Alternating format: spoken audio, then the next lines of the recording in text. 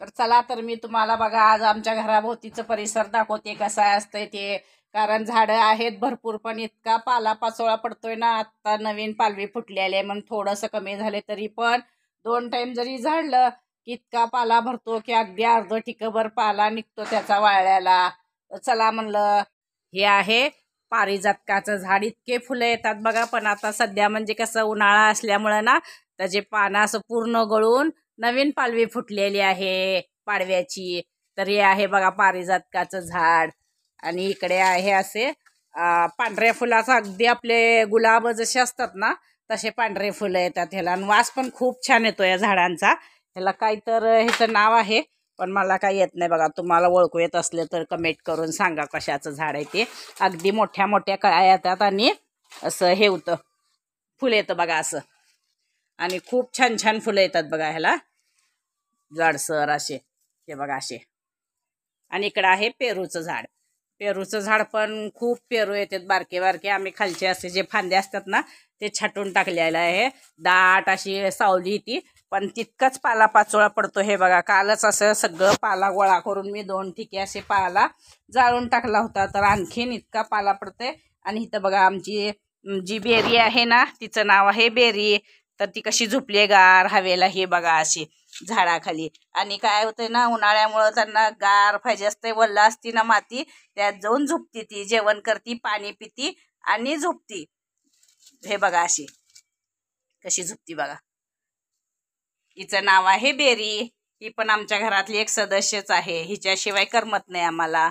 इथं आहे बघा कढीपत्ता. हे आहे फुलाचं झाड. याला आपण भरपूर फुलं येतात देवपूजा करताना.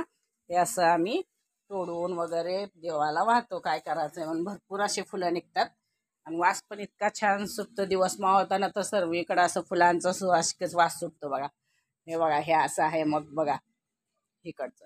चला म्हणलं आता सगळीकडचं असं स्वच्छ करून झाडांना पाणी द्यावं.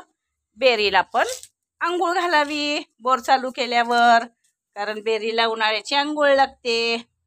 काय काय नाही, बेरी आंघोळ करायची. बघा कशी बघते बेरी. झोपली ती, तिचा सकाळचा नाश्ता झाला म्हणून ती झोपली. इथे बघा असा राडा. चला म्हणलं आता चला सर्व झाडून करून स्वच्छ करा. आणि मेन म्हणजे उन्हाळ्यात बेरी म्हणजे जे आमचं आहे ना कुत्रं, त्याचे केस इतके गळतात की कशामुळं गळतात माहीत नाही. मग म्हणलं चला दही आणि ताक खाऊ घाला म्हणून सांगितलेलं आहे डॉक्टरनी. आपल्याला दही चपाती ते असं द्यायचं उन्हाळ्यात, म्हणजे केस गळती कमी होती.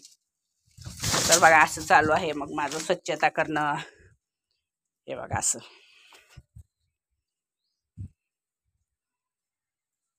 आता हे सर्व काढण्यासाठी एक अर्धा तास तर मला पाहिजे सगळं स्वच्छ करण्यासाठी. चला म्हणलं आता सर्व पहिले स्वयंपाक करून घेतला सकाळ सकाळ. आता हे बाहेरचं स्वच्छ करत झाडाला पाणी घालायचं, बेरीला आंघोळ घालायची.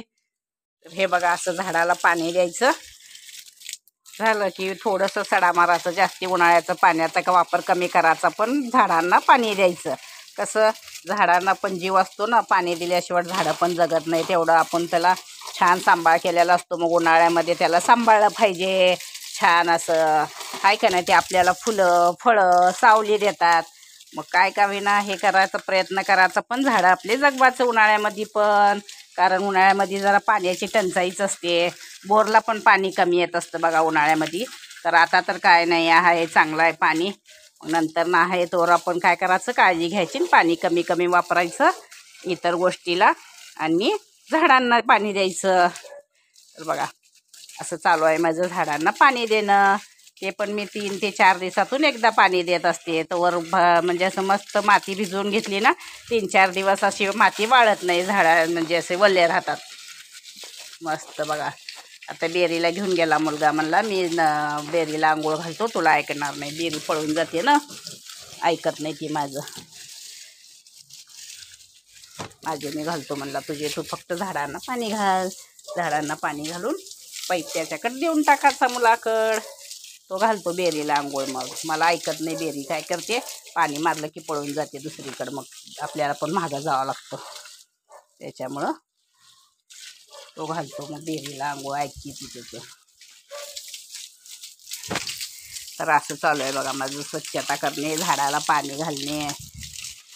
छान असं मस्त मग हिरवंगार, आणि त्याच्याकडे बघितलं की मग आपलंही मन प्रसन्न होतं झाडाकडं असं पाणी घातलेलं बघून, बरोबर आहे का नाही. तर बघा अशी घेते मी झाडांची काळजी.